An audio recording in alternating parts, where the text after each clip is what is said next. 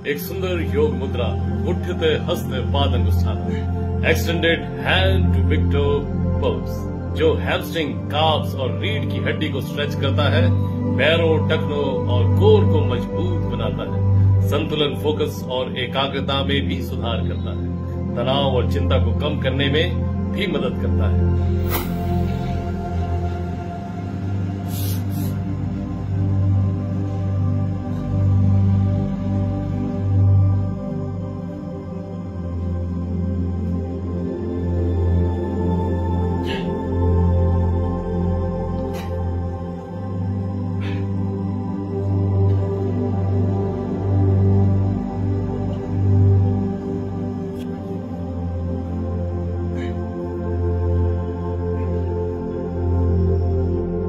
याद रखें, अपने शरीर की सुने।